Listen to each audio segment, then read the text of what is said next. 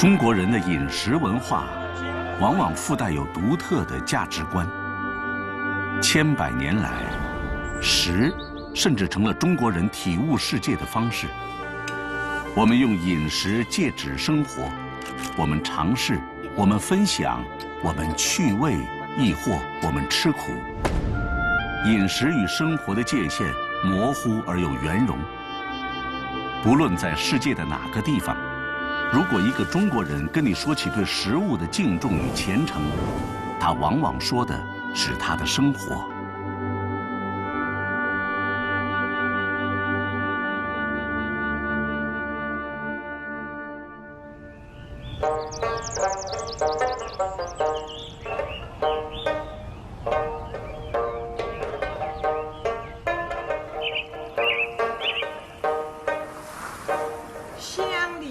小时候我也经常到那个菜馆去。那时候我跟我们家老人出去吃的时候，先选餐馆的时候，就要还看某师傅在不在上班。有的老师傅这几个菜做得非常拿手，他今天当班的，那我今天就吃这个菜，没有带着起坐。哎，我今天我想吃松鼠桂鱼了，然后我赶过去。万一做松鼠桂鱼那师傅今天轮班休息呢？一般是到菜馆，第一句话，今天灶上是谁？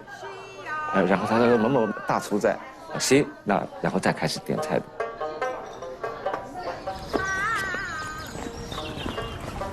老樊是一位美食专栏作家，出于对苏帮菜系饮食文化的痴迷与焦虑，他已经不满足于仅仅撰写美食专栏，而是要通过自己的努力找回曾经的那份美味。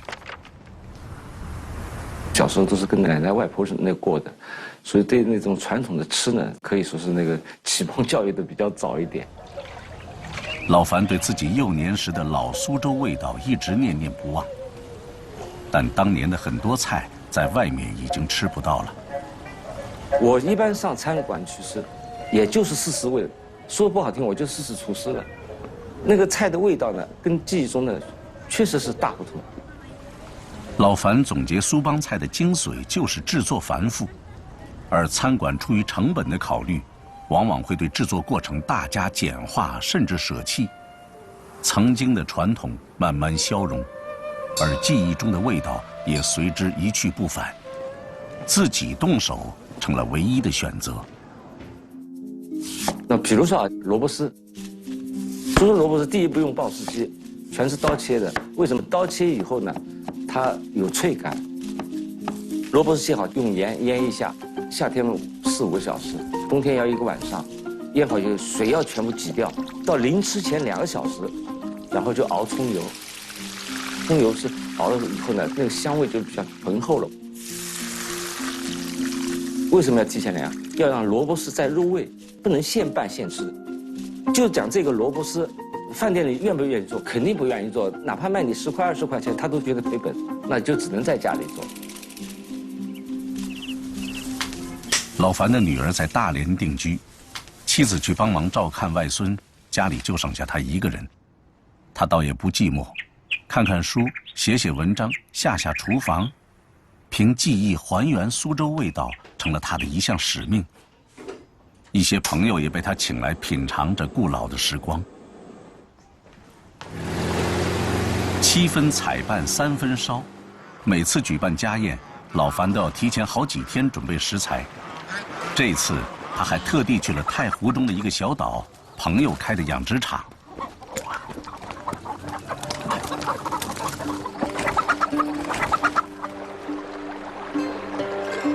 这可是吗？都是的，好吃的。好吃。这人不，这是嫩的。哦，也是三角鳞是吧？哎，三角鳞。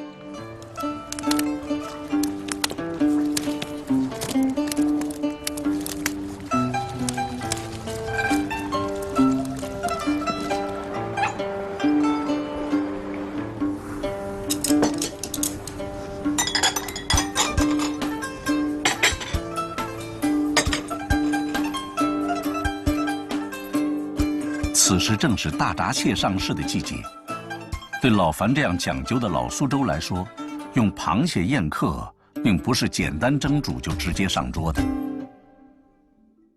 因为吃螃蟹双手要并用，吃相很狼狈，所以这是1。2，大家一吃螃蟹，整个饭局就冷场了，大家就全部心思都在剥蟹上面，所以呢，在正规的场合呢，苏州是不上螃蟹的。那么螃蟹怎么做菜呢？那就是把蟹壳剥了以后搓成蟹粉，我们像雪花蟹豆腐，这是一道名菜。家里做的最多的呢，就是蟹粉蹄筋、蟹粉肉丸、蟹粉豆腐。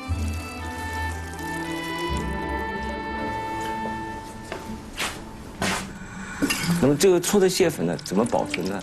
就是熬成一个蟹油。那么熬蟹油呢，它一定要用猪油，因为猪油的密度比较高。然后靠着那个猪油的封存。以前没冰箱的时候，像熬好的蟹油能放1-2个月。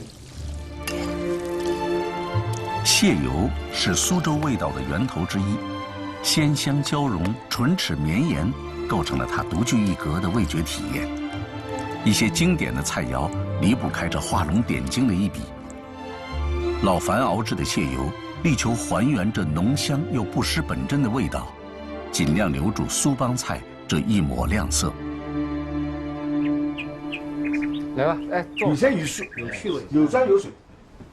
我找到没？随便走走，我不记得了，这我来，那尝尝了，就野灵，就这么一点点大的，在那个太湖里去摘的那个，甜度一般性，但是那个清香味是特别厉害，没有人工净化过。我在给你们做过那个白石盘。好。老樊正在准备做一道传统的苏州菜白石盘。据说这道菜的起源是以前厨师们的工作餐。厨师不是晚上都要吃晚饭的，看灶台上剩的东西，你也不能放到明天，你放到明天都坏了。反正就零零碎碎，整个那天自厨做下来的零碎东西，哗啦这么一烧，基本上用8样东西。好的是虾仁、蹄筋瑶柱，然后是鸡片、鱼片，还有蘑菇，放一点茭白，再放一点马蹄。8样东西的烧制时间就是不同的，所以在这个火候的掌握上，至少要下3次锅。它那个菜的看得干净，雪白的，里面有硬的有软的，有鱼有肉有虾仁，所以白石盘在苏州餐桌上肯定是销量最好的一道菜。这看看我的白石盘。来，定个香葱，来，尝，来，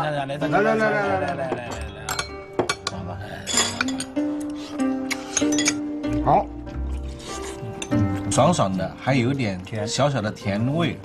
这一直在一碗就吃葡萄的。上一次跟他开玩笑，我说他的菜是从书房里端出来的，认做菜，精致，对啊。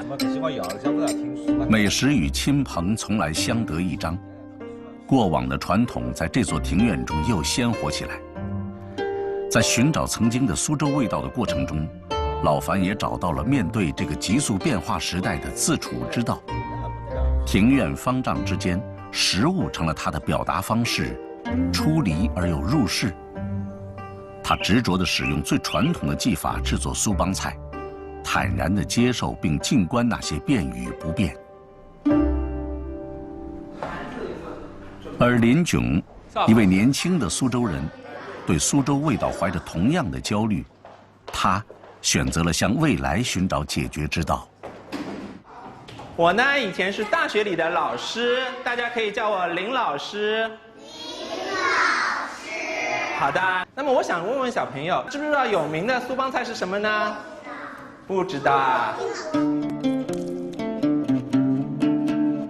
最有名的就是松鼠桂鱼，对。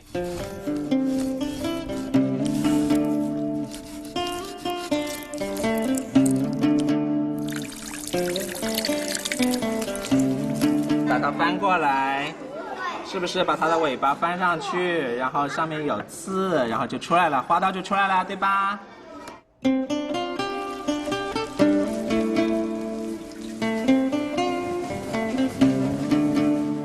小朋友知不知道松鼠桂鱼是怎么来的呢？哦，知道的那位小朋友先说一下呢。就是松鼠桂鱼本来是有一条鱼的。哦，一条鱼的啊。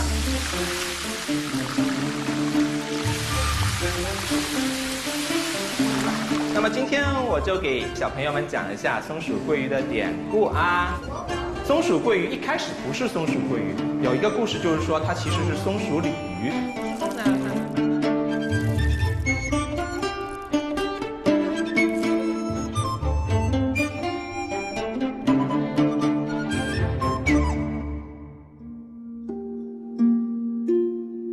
林炯出生于餐饮世家，父亲母亲都是干了一辈子的老餐饮人。在他小时候，母亲经常上早班，凌晨3、4点钟就带着他去单位。拼2张那时候的小凳子，一点点大的，然后就把我放在凳子上睡觉。等第一批吃头汤面的客户，那时候都是老客户嘛，吃完之后，将近6点钟的时候，我也睡得迷迷糊糊，让他们带我去幼儿园。油烟中长大的林炯，从小被寄托了父母的一个愿望，就是好好读书，将来再不要与油烟为伍。苏州有句话，餐饮叫“云之味”，就是油腻的意思啊，吃这口饭是不好吃的。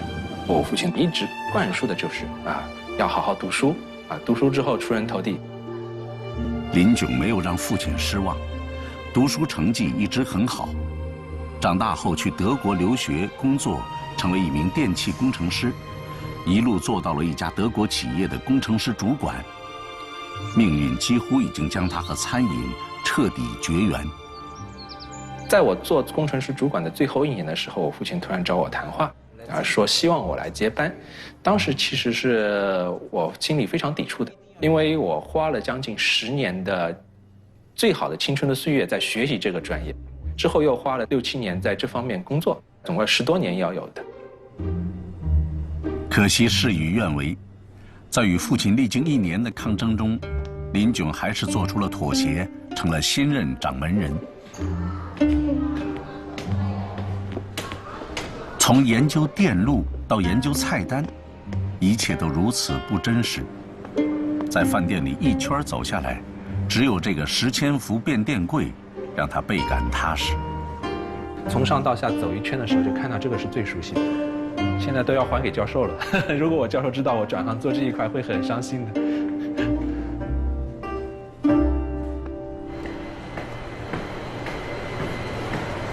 主菜单调整的情况怎么样？对餐饮行业一头雾水的林炯，只能从头学起，从熟悉菜单开始。而熟悉菜单最快的方式，就是给客人点餐。特色一点的话，可以尝尝我们的纯菜银鱼羹，这是太湖的纯菜和银鱼。遇到德国客人是他最百味杂陈的。还需要什么吗？有一些德国食客过来吃饭的时候，都会跟他们聊起他们说你既然会说德语，怎么会做这一行？他们也觉得会很惊奇。那我就跟他们解释之后他们都会说你还有一颗工程师的心包括我自己也是这样觉得的。但有时候的话，责任是无法逃避的。有着一颗工程师之心的林炯，在继承父亲传统的过程中，渐渐意识到自己的责任不仅仅是继承家业。当决定肩负这个担子的时候，其实是代表一种苏州文化的传承。食文化是所有传统文化当中的母文化，味道其实也是文化的一种元素。那么我要把这个味道传承起来，把这个味道守护下去。随着城市化的发展和人口的流变，苏州本地的传统逐渐式微。越来越多的苏州人已经习惯了外来的饮食，苏州味道成了点缀。为了给小朋友的味蕾增加一点苏州血统，林炯从幼儿园入手，派遣经验丰富的厨师向孩子们普及松鼠桂鱼的做法。那么下来呢，我们就给小朋友大家体验一下拍面粉，拍生粉。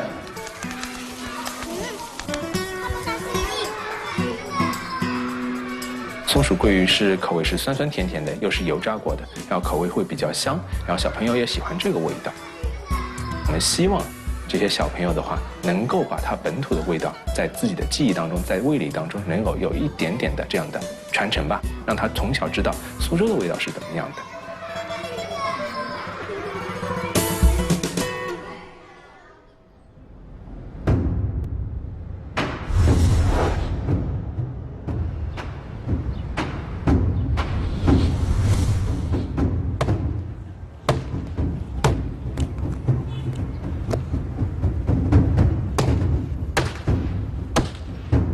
在青岛的西海岸新区，有一家摔面馆，店主叫孙竹清，来自摔面的发源地山东烟台。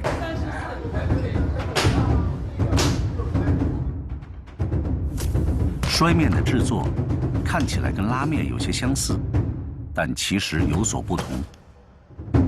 在老家那时候，当时我旁边就是两家那个拉面馆，就比较这个摔面跟拉面的区别。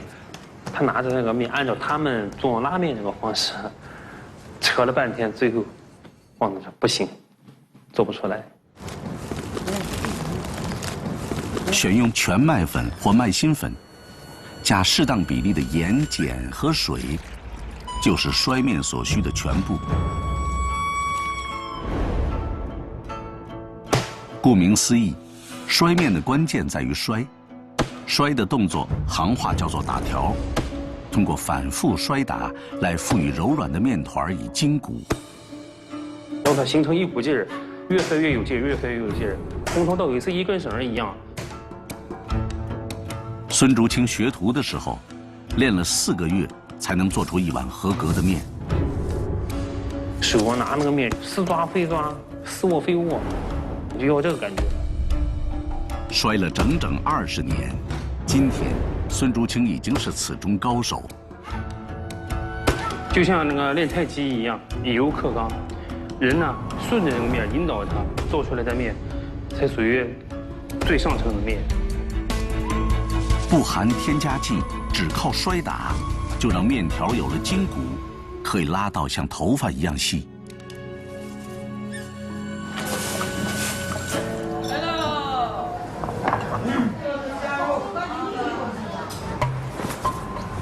传说摔面起源于清朝康熙年间，在烟台的海洋栖霞一带盛行至今。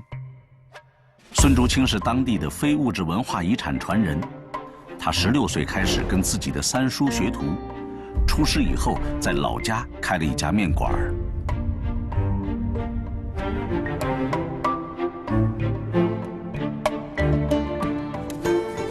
靠着摔面的手艺，一家人也算得上是衣食无忧。然而，在半年多以前，孙竹清突然转让了老家的面馆，一家6口搬迁到了这里。做出这样的人生抉择，是为了2个女儿的学业。先吃面条，先吃面条。内心很纠结，就是为了孩子学习这一块有个好的学习环境。农村毕竟教育资源呢各方面它不如城里，挣扎了那大半年的时间，到底是出不出来？最后还是决定下决心，为了孩子还是要出来。孙竹清在这里买了一套2手房，又盘下这间店铺，开了面馆维持生计。然而与老家相比，在大都会里开店并不容易。我现在这个房租1年是22万，1个月将近2万的房租。你睁开眼头一件事，你说啊，一天将近700块钱，还得先挣出这个钱给房东那才行。一碗面卖15，我说我什么时候才能把这22万挣出来？对，所有的面都是他摔的。过来。啊，对。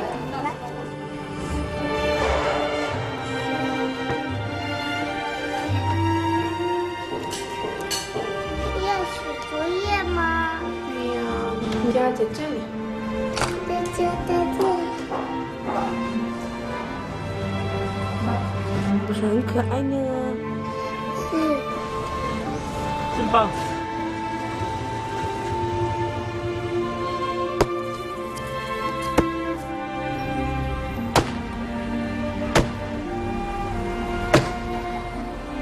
在老家那块儿，本身这个面就是以薄略多销的、以走量的形式来挣钱。虽然说这一碗面比老家那边贵了5块钱，但是你这个量不行啊，你卖不出去啊，没人要啊，吃的人太少了。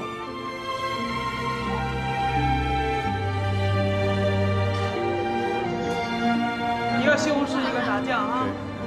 我内心不能说，还是不大服气吧，还在想这么好的东西你不认可。孙竹清不服气，是因为他发现，顾客们已经不习惯食物本真的味道。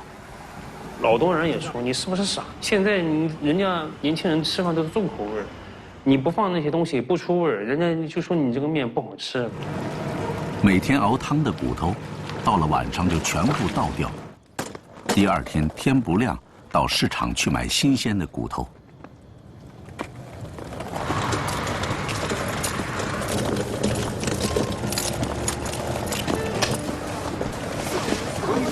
我不给他吹这个。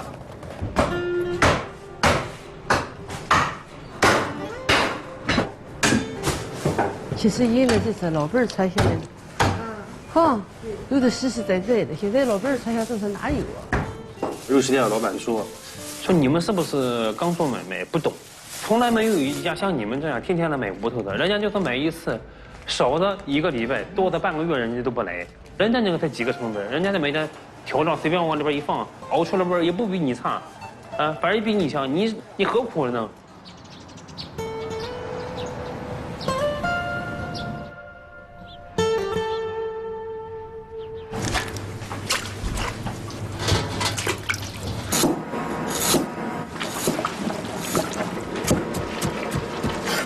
好了，哎呦，大王龙来了！我想妈妈。哎呀，妈妈！哎呀，嘿。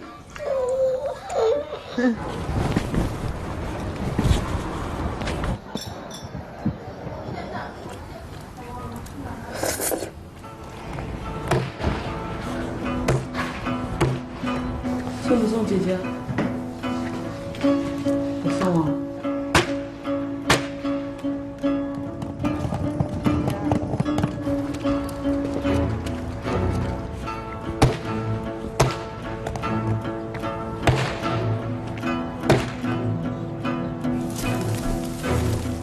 和面用的面缸，是师傅传给孙竹清的，已经历经3代，用了70年。出师的时候，师傅对他只有一个要求：要做一个正直的人，做一碗有良心的面。犹如摔出的面，孙竹清也有自己的筋骨，宁可亏钱也不亏心，坚持用最传统的方式，做一碗有良心的面。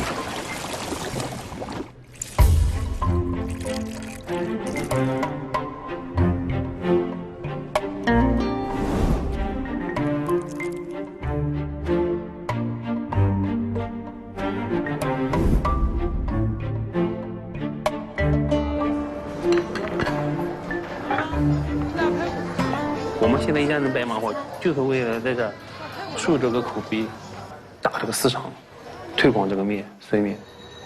1年不行2年，2年不行3年，慢慢的，就像我们农村人说的一样，慢慢养客，慢慢养。慢走啊！面馆全年无休，每天都得开门。孙竹清只有出门办事的时候才会离开店里一会儿，有时候他会绕到女儿的学校去看一看。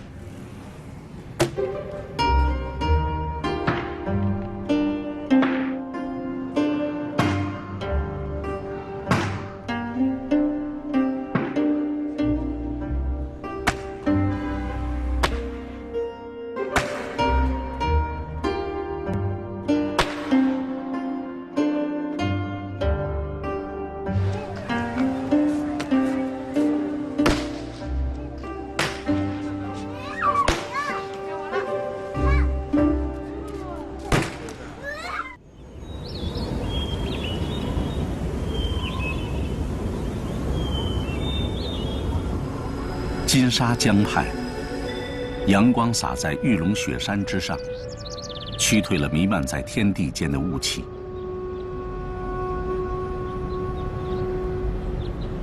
萧军，一位纳西汉子，开始了全新的一天。他行走在山间，寻找一种神奇的果实。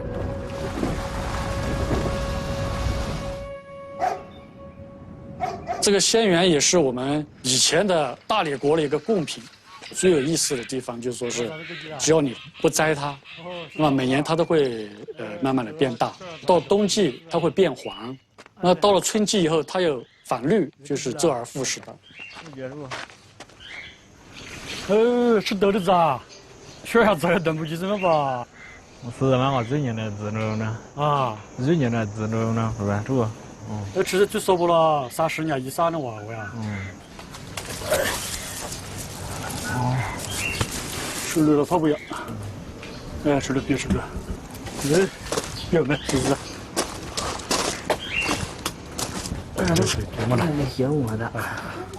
那么这个轩辕现在在古城里面，包括丽江的周边一些地方很难见到了，因为我们丽江人民生活水平也越来越高吧，就起房盖屋啊，或者修整庭院啊，就把这个树给拔了或者把它砍了。为了这棵传说中很大的香橼树，萧军起早赶了几10里山路，最终的获得让他觉得不虚此行。他要用香橼作为食材，研制一道新的菜品。喝吗你们？喝么多吗？香橼长生不落、轮回复始的神奇，使得重视家族的纳西人对他格外看重。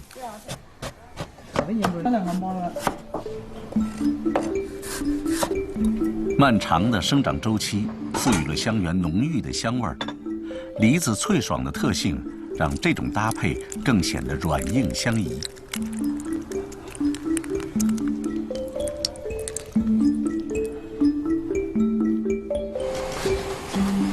少年时的萧军不想像香橼那样一辈子和母树守在一起，他渴望着出去闯荡，寻找梦想。虽然全家人，包括他自己，都是纳西族有名的大厨，但他不愿意继续家族的这门营生。身体健康，养养好。 90年代初呢，大家都有一个梦想，南下闯荡吧，去深圳、去广州。92年、93年的话，就去了深圳。几年后，外出闯荡的萧军铩羽而归，他不甘心，又尝试把外面见识过的广告公司、文化产业公司引入丽江，也以失败收场。历经挫折的他逐渐意识到，自己一直在逃离传统和血脉。他头一次认真地审视起自己的底色。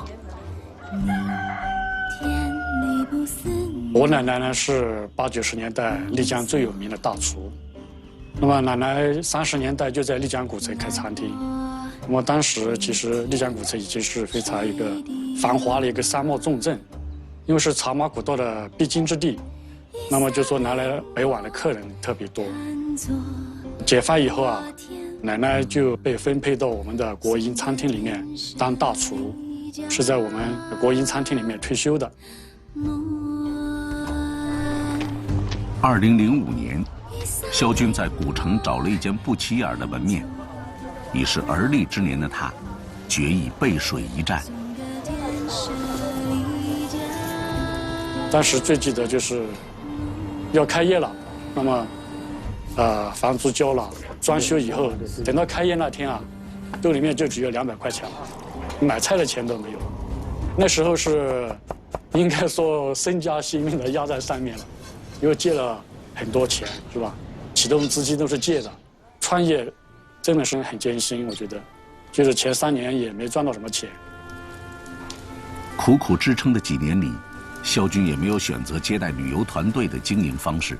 他坚守纳西菜肴，固执于口碑，甚至做好了随时歇业的打算。终于，互联网大潮来了。当时给我印象最深的就是很大一部分客人，他们说是从网络上找到我们家的。随着在互联网中口碑的树立，游客的到来给餐馆带来了生意。但作为纳西人，萧军也感受到旅游业带来的冲击。越来越多的纳西族孩子已经不讲纳西语，而对本民族的美食更多的家庭也开始遗忘。作为丽江市非遗传人、纳西饮食文化研究会会长，肖军觉得自己有责任做些什么。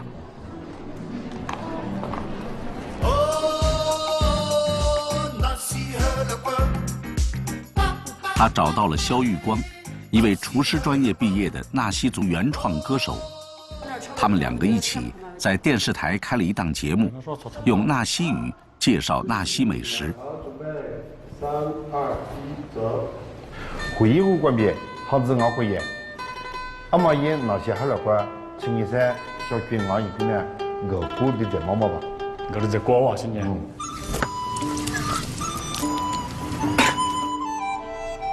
好，我准备。表妹，你后边日本面的，那个小老师那个师傅去表我故事在。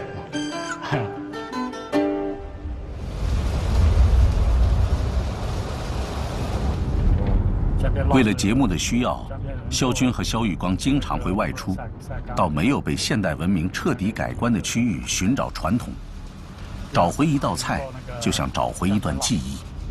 江边腊是江边人办红白喜事啊，都要有那道菜，我觉得那个菜特别棒。别讲了，我现在重口味哦。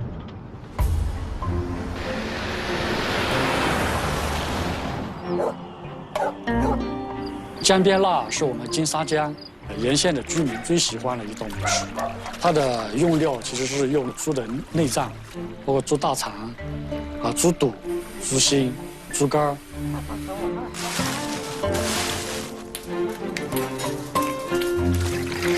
我到过了，我讲的我来解决一个嘛。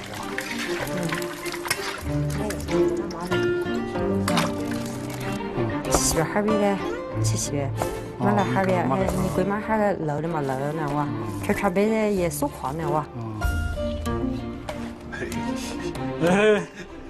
说了，说特别是那个那些哈了过人吃他们哇，吃他们哇。女落日去海，北大瓦罗。江边办喜事的时候，他可能头一天晚上就把这个江边腊煮起来，煮的时间越长，它的入味就越好。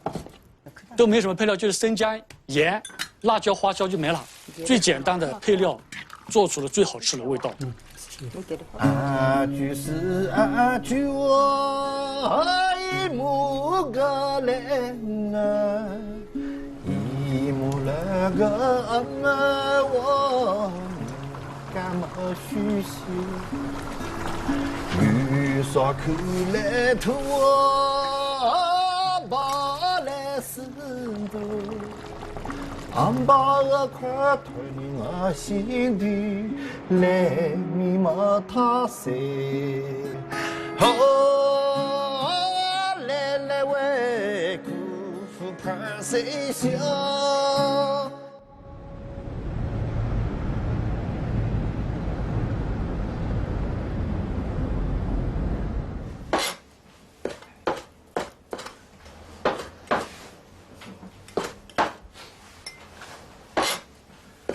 对扣扣来说，每一天的早晨都是在厨房里开始的。在天津，早餐的地位往往是超过正餐的。扣扣家的早餐更是精美繁复到了极致。作为国家2级营养师，扣扣的早餐原料从不假手于人。做豆腐脑，他会自己点豆腐；而做薄饼，他会自制酵母。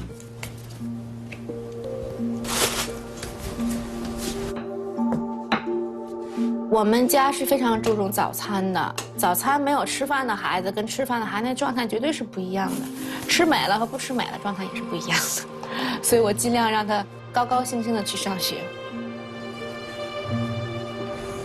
起床了，啊，红了吗？红了吗？你要注重营养搭配，色香味俱全，才能让他有食欲去吃啊。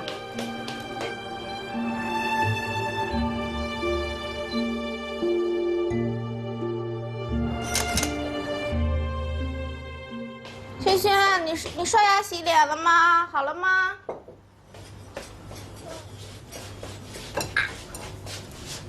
大口吃啊！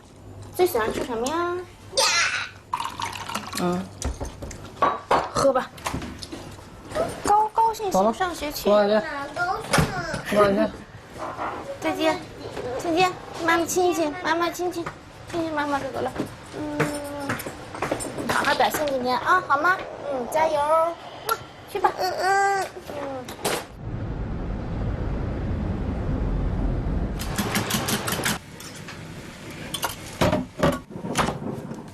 但是我孩子嘴还是比较挑剔的。像我朋友说，我们的孩子已经让我喂成个小公主了，一般的吃的他都看不上，嘴很刁。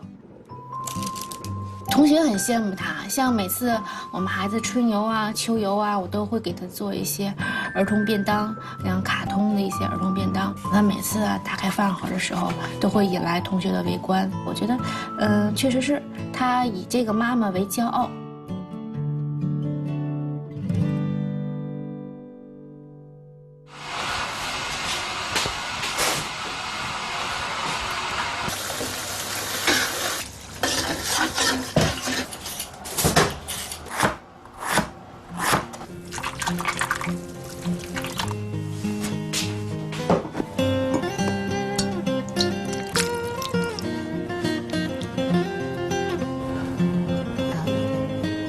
精美的早餐做好以后，拍照发到网络上，也是一个必不可少的程序。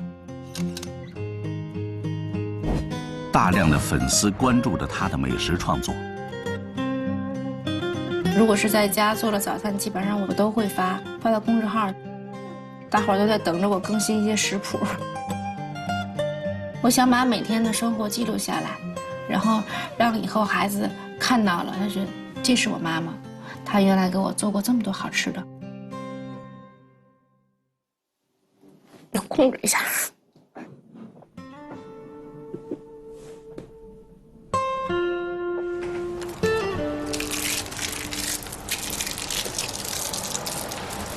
扣扣的生活远不如他的博客般活色生香。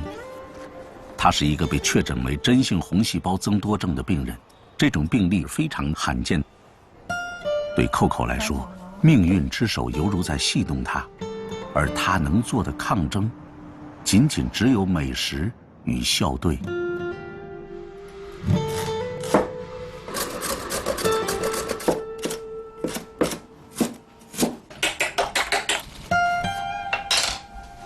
我经常会头晕，我就经常感觉这个灯怎么在晃呢？就是走着走着就感觉自己快要晕倒了。大夫就是说，这么年轻怎么会得这种病？就是这一生可能打针啊、吃药啊这些都伴随你，但是你永远都不会好，你怎么去治疗你都不会好。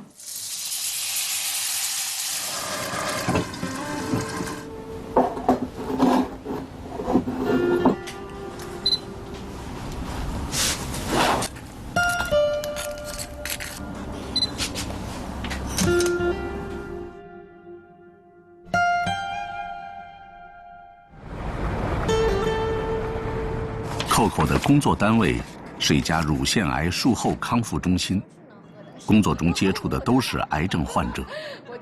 令人唏嘘的是，他工作中很重要的一部分就是让别人重拾生活的勇气。我接触那癌症病人，当时就已经判了死刑了，人一样坚持了20多年。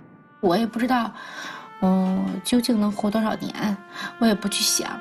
正常的显示的是15年，但是我觉得我肯定活的不止15年。走了，骑车。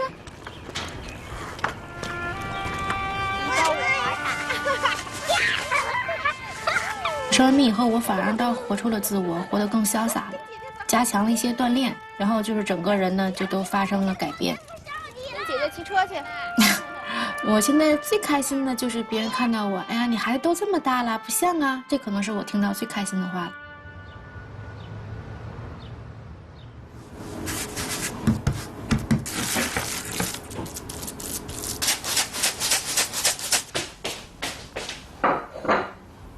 轩轩起了吗？轩轩起床啦！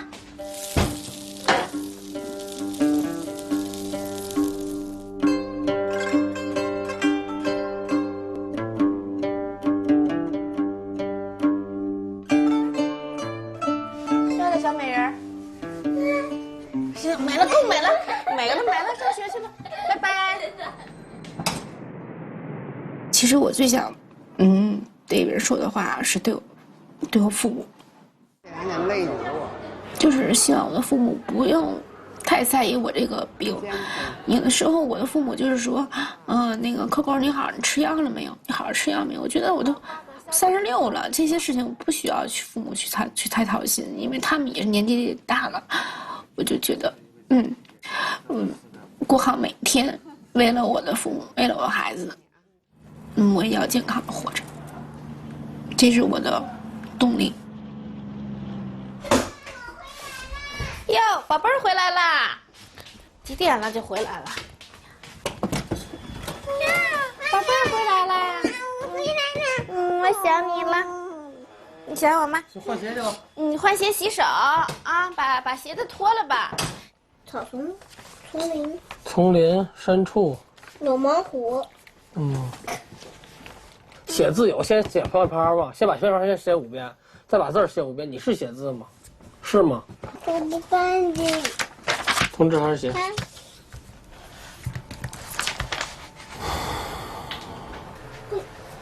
好啦。梧桐树的桐。梧桐的桐，这得写字啊。对，写桐字就行。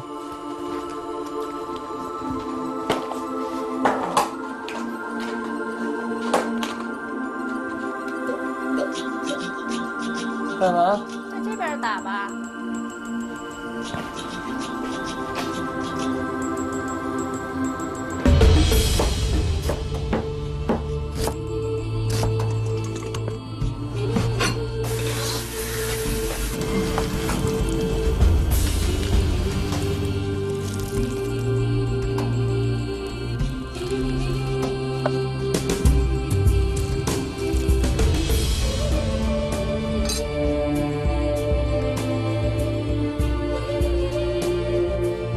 可能我也感谢这个疾病吧，让我的人生发生了一个重大的转变。每年跟孩子、跟老公都出去玩，我们自驾出行。今年上半年，我们去美国自驾20天，然后又去了西藏自驾1个月。像去美国，我去跳伞，原来根本就不敢尝试的事情。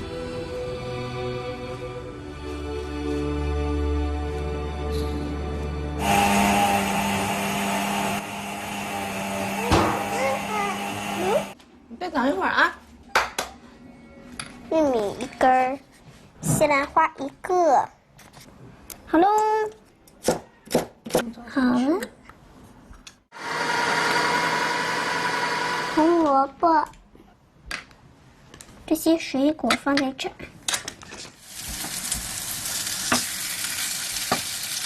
这里得放点啥吧？哇，老虎吃那么多啊！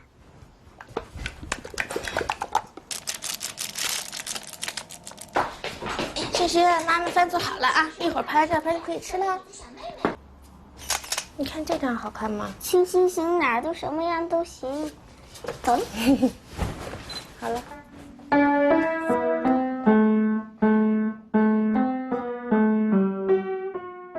我女儿就是，跟我说过最多的一句话就是“妈妈我爱你”，晚上会跟我说“妈妈晚安”。觉得这个小孩真的是挺耐人，真离不开他。好啦，弄成花形啊、三角形啊、心形啊都可以。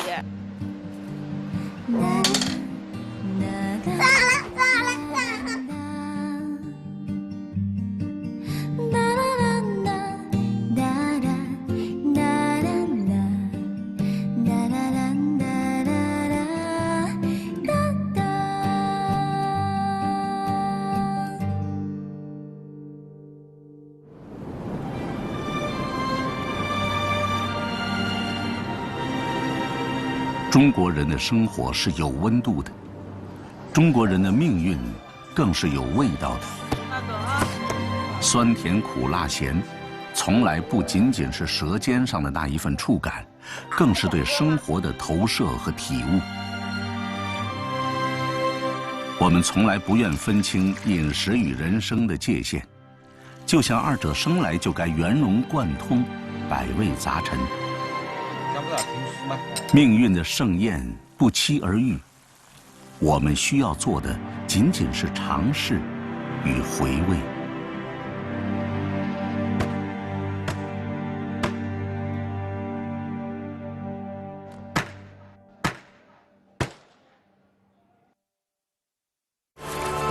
点心，我们生活中最为别致的部分，它们有名有姓，有身形，有风骨，有魂魄。这是食物，也是信物。